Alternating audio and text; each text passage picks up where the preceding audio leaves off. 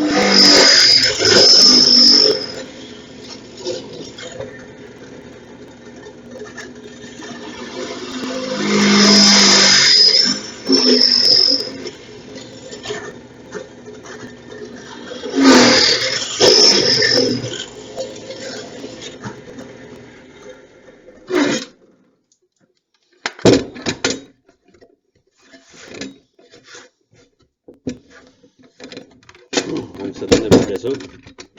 Faites un paquet de trous qui vont servir tout à ventiler. Parce que quand on va faire cuire le bois, il va vraiment se dégager un gaz. Fait qu'on veut que les ouvertures soient assez grandes pour laisser sortir le gaz, mais pas assez pour que le feu prenne à l'intérieur. Donc, surtout que tant qu'il va y avoir de la chaleur, la pression fait sortir le gaz, puis le feu ne prendra pas à l'intérieur de la boîte.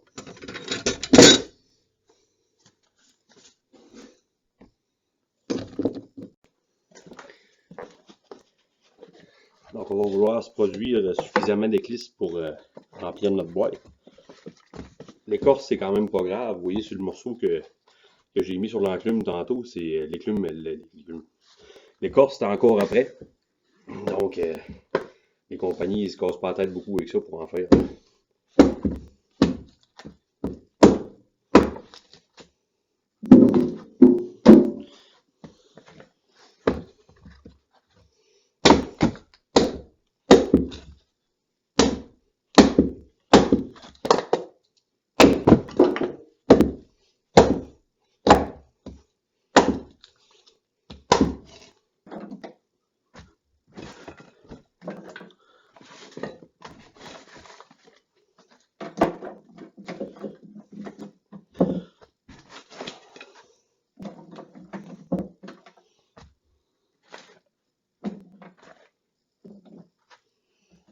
Et voilà, ma boîte est bien pleine. Donc, il va rester un qu'à mettre le couvert là-dessus, puis on va aller se faire un feu, puis on va essayer ça.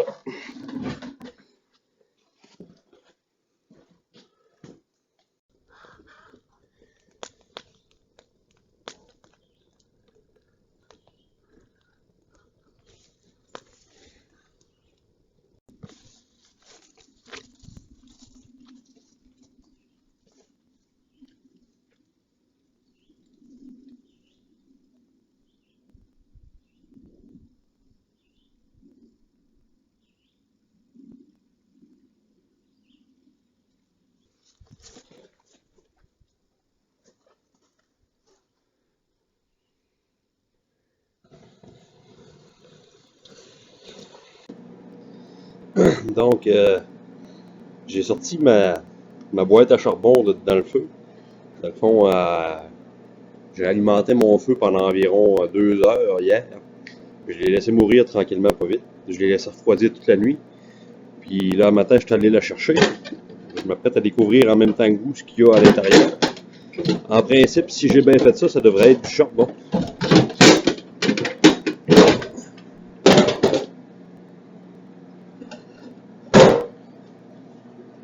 Et voilà!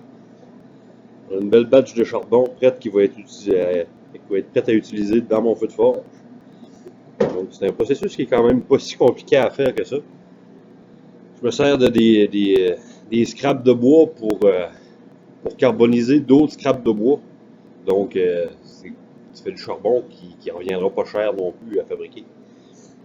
Donc ça va être tout pour aujourd'hui pour l'épisode du charbon. Et on se voit pour un autre épisode.